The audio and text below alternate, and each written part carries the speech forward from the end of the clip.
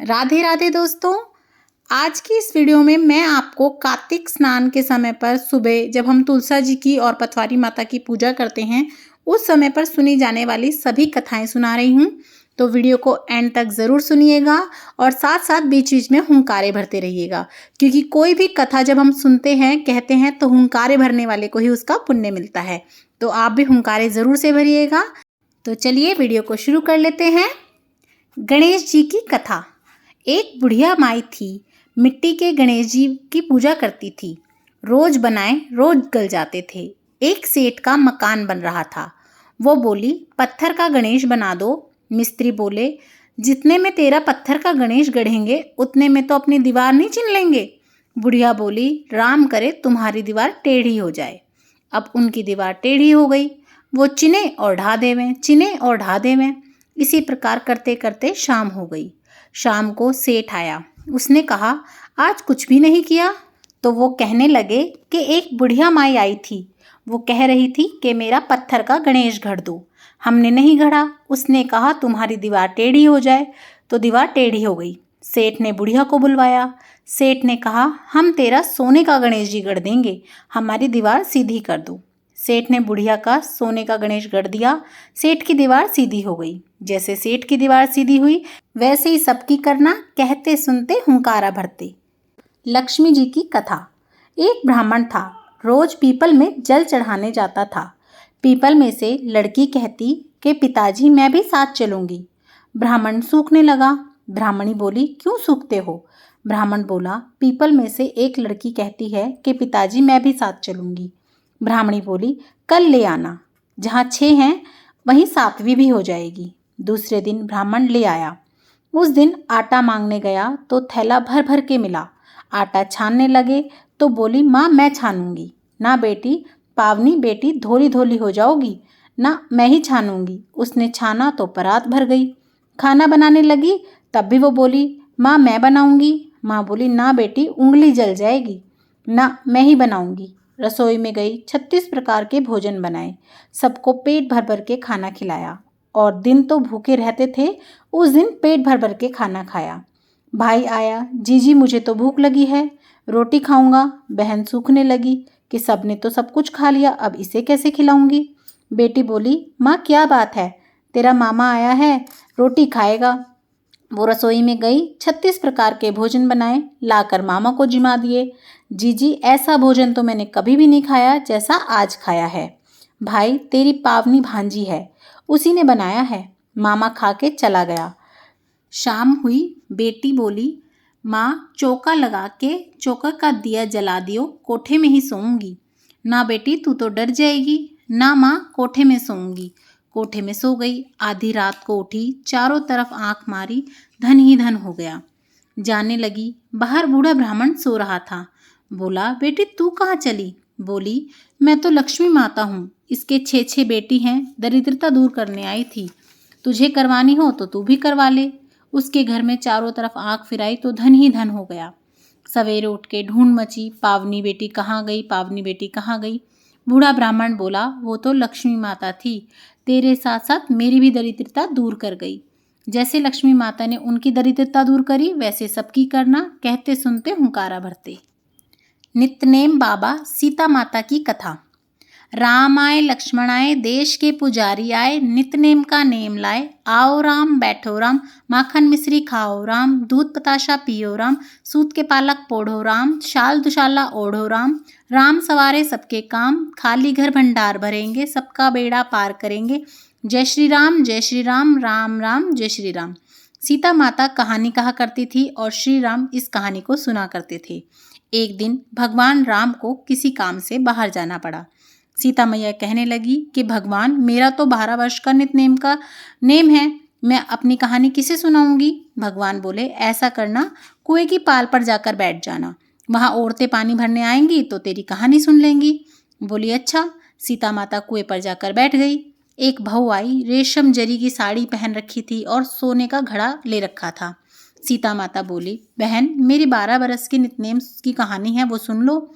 बहू बोली, मैं तेरी 12 वर्ष की नित्यनेम की कहानी सुनूंगी तो मुझे देर हो जाएगी, घर में सास लड़ेगी। कहानी नहीं सुनी और घर में चली गई। घर गई तो रेशम जरी की साड़ी फट गई, सोने का घड़ा मिट्टी का हो गया। सासू बोली, बहू ये तो किसका दोष सिर पे लगा लाई है।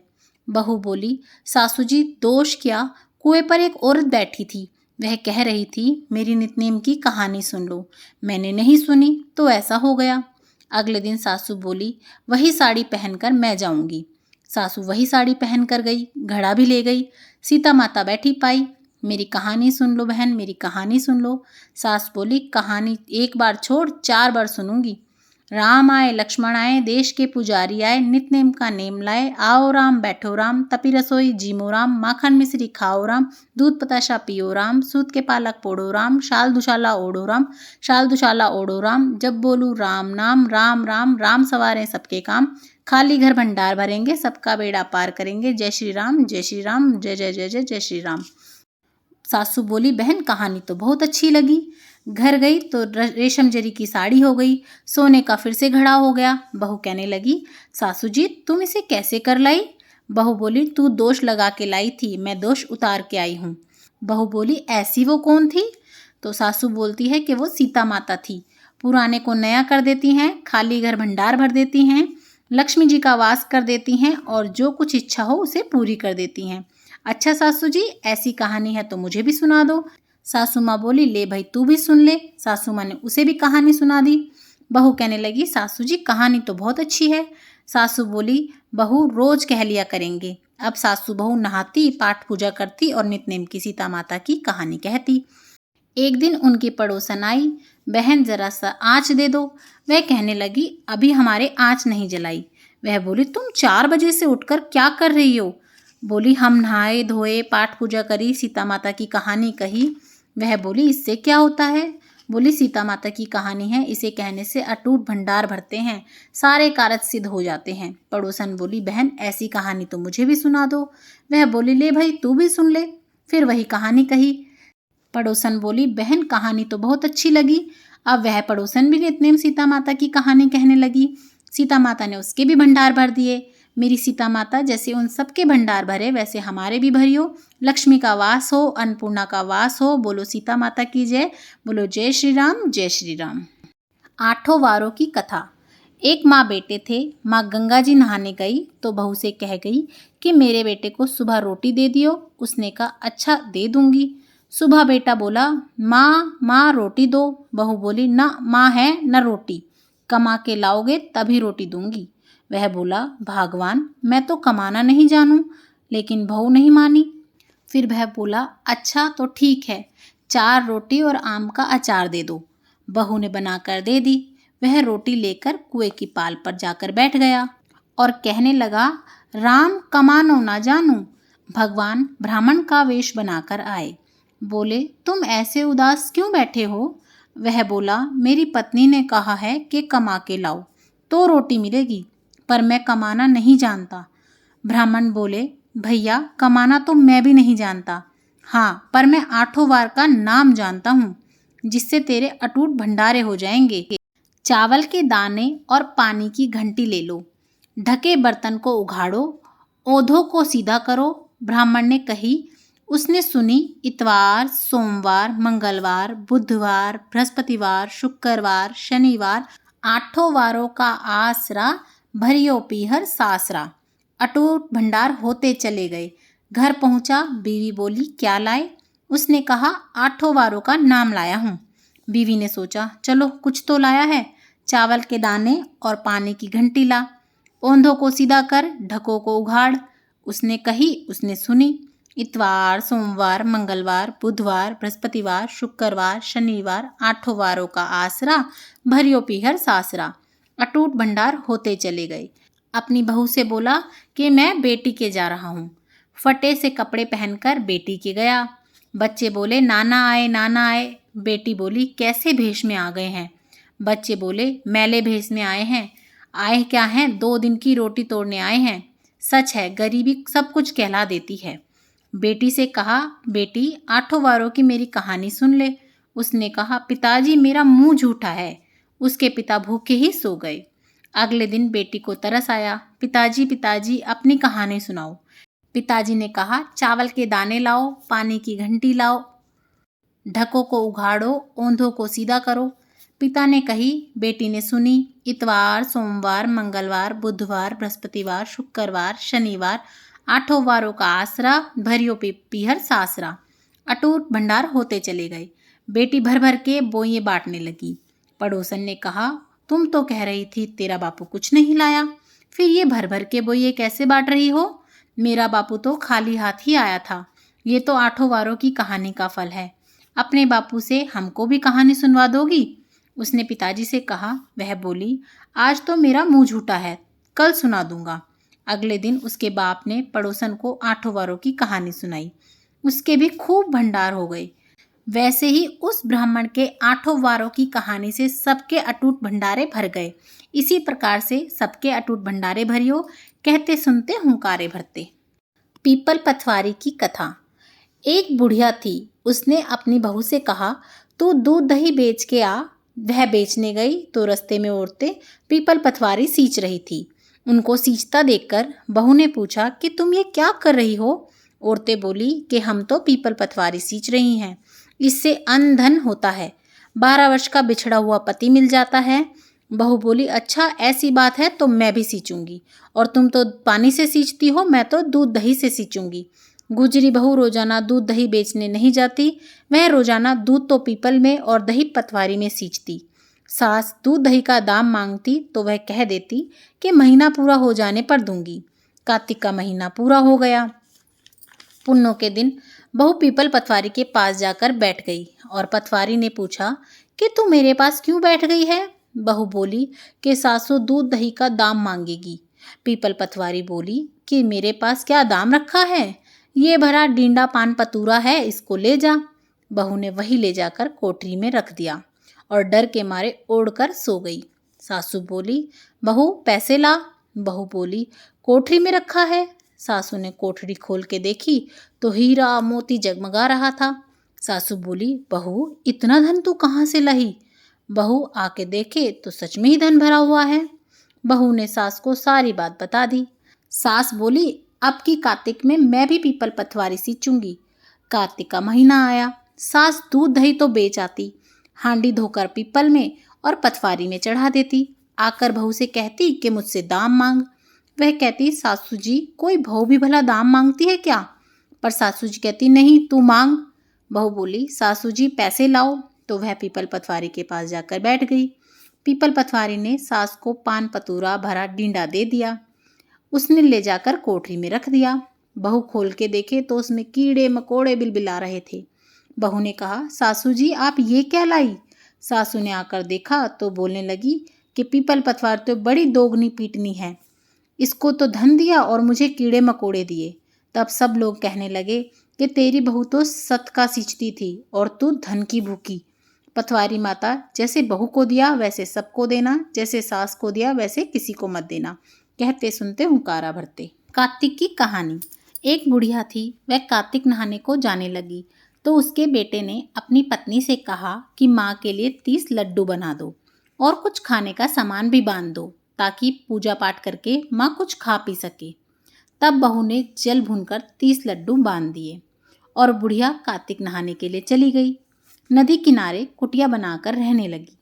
बुढ़िया रोज सुबह उठकर नहा धोकर पाठ पूजा करके जब लड्डू खाने बैठती, तभी हनुमान जी बंदर का रूप बनाकर उनके सामने प्रकट होते। तब बुढ़िया खुश होकर बंदर को लड्डू खिला देती। इसी प्रकार वह रोज आकर बुढ़िया के लड्डू खा जाते। कार्तिक का महीना समाप्त हुआ और हनुमान जी प्रकट हुए और बुढ़िया की कुटिया महल बन गई। उस महल में धन दौलत व अन्न के भंडार भर गए। बुढ़िया माई निरोगी हो गई और वह बहुत धूमधाम से अपने बेटे के पास धन दौलत लेकर गई। तब वह बहू कहने लगी कि अगले कार्तिक में मैं अपनी माँ को भी नहलाऊंगी। आया कार्तिक का महीना। उसने खूब सारा घी मेवा डालकर लड्डू बनाए। अपनी माँ को 30 लड्डू बांध दिए और माँ कार्तिक नहाने चली गई। रोज सुबह सुबह उठकर लड्डू खाने बैठ जाती। तब हनुमान जी बंदर का रूप बनाकर सामने आते तो वह पत्थर मारकर कहती कि मेरा ही पेट नहीं भरा, तुझे कहाँ से दूं? इस प्रकार वह रोज सुबह सुबह खाने बैठ जाती। कार्तिक के समाप्त होने पर हनुमान जी प्रकट हुए और उसकी कुटिया कचरे के ढेर में बदल गई और बुढ़िया डूकर बन गई। उसकी बेटी अपने पति से कहने लगी कि कार्तिक का महीना समाप्त हो गया है, मेरी माँ को बैंड बाजे के साथ धूमधाम से लेकर आओ। जब वह अपनी सास को लेने नदी किनारे गया तब वह देखता है कि ना तो वहाँ सास है ना ही कोई कुटिया। कुटिया की जगह कचरे का ढेर है। वह ढेर पर बुढ़िया डूकर बनकर घूम रही है। तब हनुमान जी प्रकट हुए और कहा कि बेटा, तुम्हारी माँ ने सच से कार्तिक नहाया था, पाठ पूजा करती थी, इसीलिए तुम्हारी माँ पर कार्तिक देवता बरसे और यह बुढ़िया पापी मन से यहाँ रहती थी। इसने कार्तिक के महीने में बेटी के घर का अन्न खाया, इसीलिए कार्तिक देवता इस पर रुष्ट हो गए और इसे डूकर बना दिया। बेटा कहने लगा कि इसका कोई उपाय बताओ। तब भगवान कहते हैं कि यदि ये तुम्हारी माँ के नहाए हुए जल से नहाए तो यह फिर से इंसान रूप में आ सकती है, क्योंकि तुम्हारी माँ सच का कार्तिक नहाती थी, वो श्रद्धा से व्रत करती थी। उन्होंने ऐसा ही करा। बुढ़िया माई नहाई तो उसके नहाए हुए जल से डूकर के ऊपर गिर गया पानी और वो फिर से बुढ़िया माई बन गई और उसके बाद वो भी सच्चे मन से कार्तिक की पूजा करने लगी, नहाने लगी। तो इसी प्रकार से कार्तिक देवता जैसे उसकी माँ पे बरसे ऐसे सब पे बरसना, जैसे सास पे बरसे ऐसे किसी पे ना बरसना। कहते सुनते हुंकारा भरते। इल्ली घुनिया की कथा। एक इल्ली थी, एक घुनिया था। इल्ली बोली, आ घुनिया, दोनों कार्तिक नहाएंगे। घुनिया बोला, तू तो गिरी दुहारे में पड़ी रहती है, तो तेरे में तो ताकत है, तू ही नहा ले। मैं तो मोठ बाजरे में पड़ा रहता हूँ, मैं तो नहीं नहाऊंगा। मैं तो हरा हरा सीठा खाऊंगा और ठंडा ठंडा पानी पीऊंगा। फिर इल्ली तो रोजाना राजा की बाई के पल्ले में लगकर नहा आती और घुनिया नहीं जाता।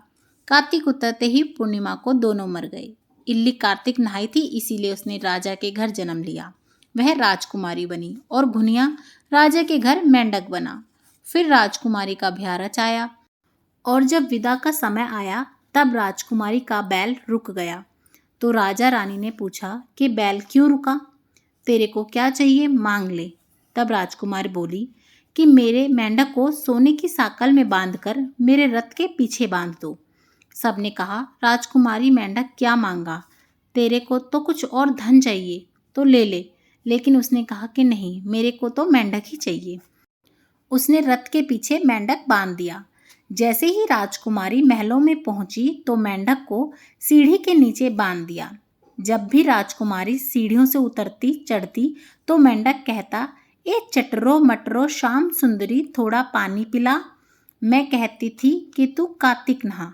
एक दिन राजकुमारी की देवरानी जिठानी ने सुन लिया और सोचा कि राजा कोई रानी लाया है या जादूगरनी। उन्होंने राजकुमार से कहा कि तू रानी लाया है या जादूगरनी, जो आदमियों से तो बात करती नहीं है और जानवरों से बात करती है।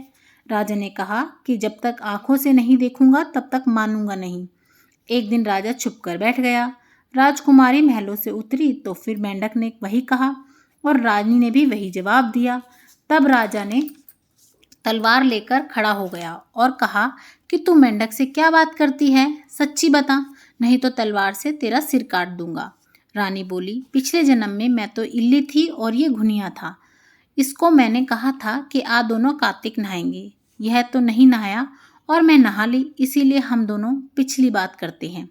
राजा ने कहा कि कार्तिक में गंगा नहाए का इतना फल होता है तो हम दोनों भी जोड़े से कार्तिक नहाएंगे और खूब दान पुण्य करेंगे, जिससे हम आगे इससे ज़्यादा फल मिले। दोनों कार्तिक नहाने लगे। राजा के खूब धन संपत्ति हो गई। कार्तिक महाराज जैसे इल्ली को दिया ऐसे सबको देना, जैसे घुनिया को दिया ऐसा किसी को न देना। कहते सुनते हुंकारा भरते।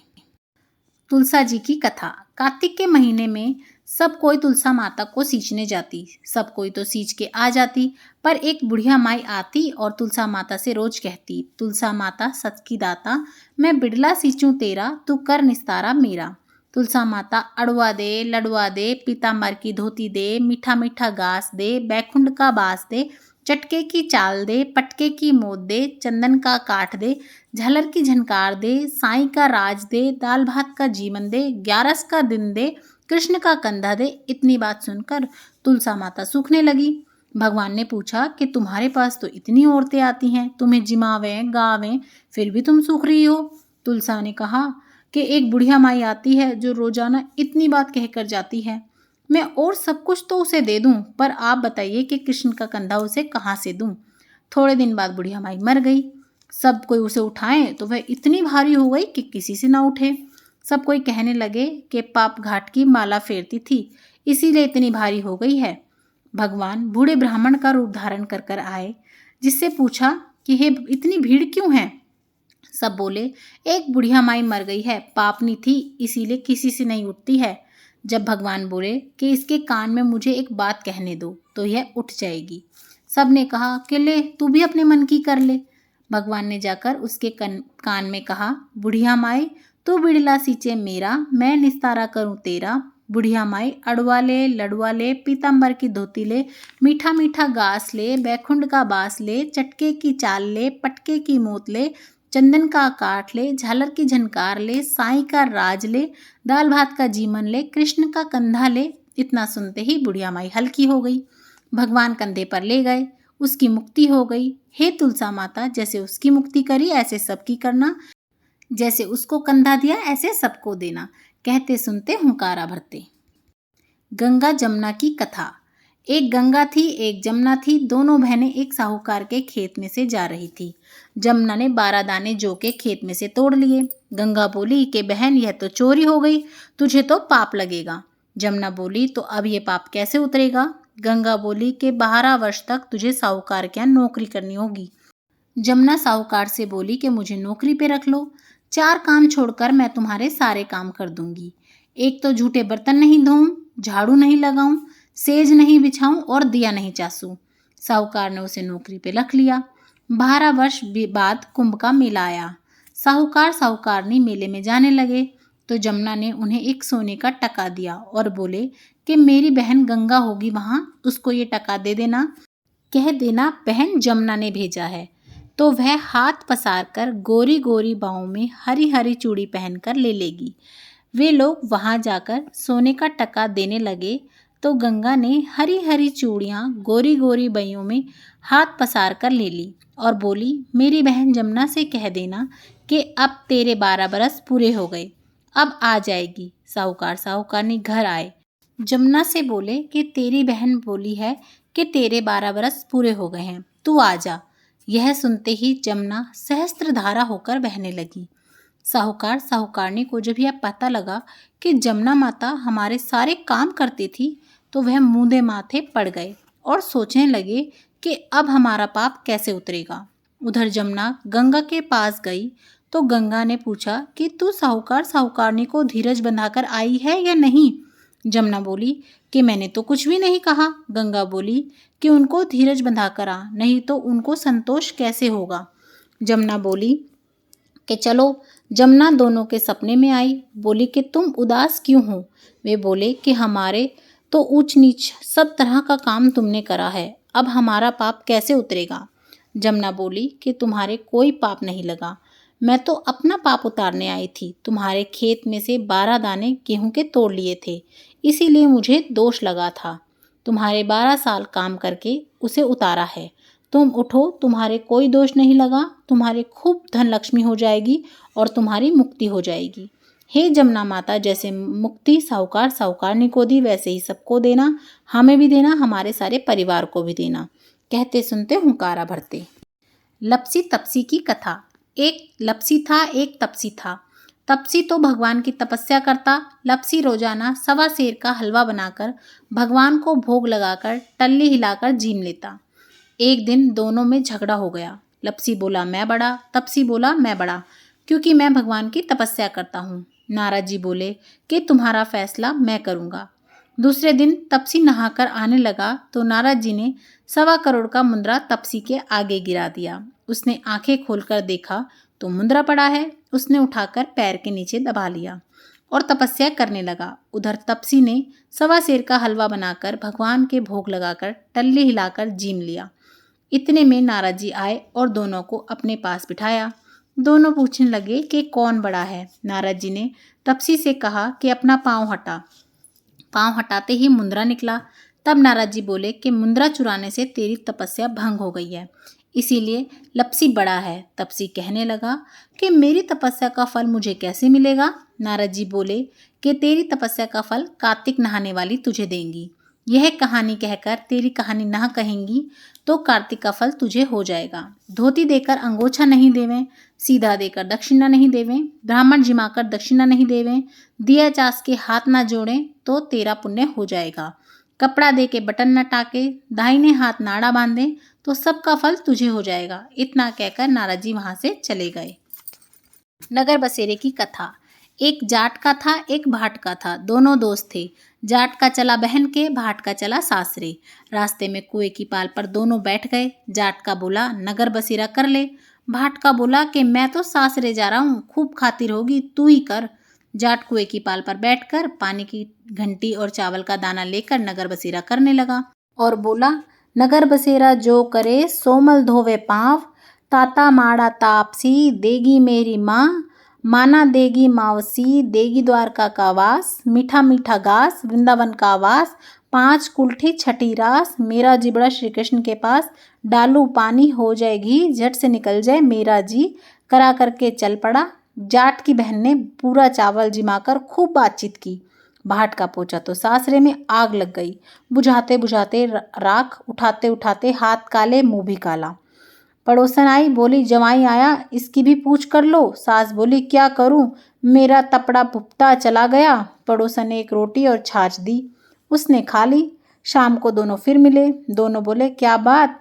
भाट का बोला मेरे ससुराल में तो आग लग गई, बुझाते बुझाते हाथ भी काले मुंह भी काला, रोटी न पानी। जाट का बोला मेरी तो खूब खातिर हुई, मैंने कही थी ना नगर बसेरा कर ले। बोला अब कर ले। भाट का बोला अब भी ना करूं, तेरी मौसी है, पता नहीं रोटी देवे ना देवे।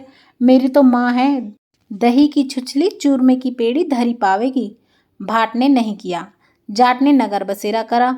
नगर बसेरा जो करे सोमल धोवे पाँव, ताता माड़ा तपसी देगी मेरी माँ, माना देवे मवसी देगा द्वारका का वासी, मीठा मीठा घास वृंदावन का वास, 5 कुल्टी छठी रास, मेरा जी बड़ो श्री कृष्ण के पास, डालू पानी हो जाएगी झट से निकल जाए मेरा जी, करके वो फिर चल पड़ा। घर पहुंचते ही जाट की मौसी ने बहुत लाड़ चाव किया। भाट का घर गया तो उसकी भैंस खो गई। बाप एक लाठी धरे एक उठावे। बोला कि ससुराल गया तो आग लगी हुई थी, यहाँ आया तो भैंस खो गई। पहले भैंस खो कर ला तभी रोटी पानी मिलेगी। सारा दिन हो गया ढूंढते ढूंढते, पर भैंस नहीं मिली। बाजार में फिर दोनों मिले तो जाट ने पूछा क्या खबर है। भाट का बोला कि आते ही मेरे घर में भैंस खो गई, उसी दिन से ढूंढ रहा हूँ, रोटियों का ठिकाना ही नहीं है। जाट का बोला मैंने तो पहले ही कहा था कि नगर बसेरा कर ले। भाट का बोला कि नगर बसेरे में इतना गुण है तो अब कर लेता हूँ। दोनों नगर बसेरा करने लगे। नगर बसेरा जो करे सोमल धोवे पाँव, ताता माड़ा तापसी देगी मेरी माए, माना देवे मौसी द्वारका का दास, मीठा मीठा घास वृंदावन का वास, 5 कुल्टी छठी रास, मेरा जीवड़ा श्री कृष्ण के पास, डालू पानी हो जाएगी झट से निकल जाए मेरा जी। उन्होंने नगर बसेरा किया तो आगे चला तो रास्ते में भैंस मिल गई, लेकर घर गया। माँ बोली लड़के को आते ही निकाल दिया, सारा दिन हो गया भूखा मरता। उसको खूब अच्छी तरह जिमाया, उसको सारी नगरी में ढिंडोरा पिटवा दिया कि सब कोई कार्तिक में पीहर सासरे आते जाते नगर बसेरा जरूर करें। तो इस तरीके से मैंने आपको कार्तिक मास में जब आप कार्तिक स्नान करते हैं तो सुबह सुबह सुनी जाने वाली सारी कथाएं सुना दी हैं।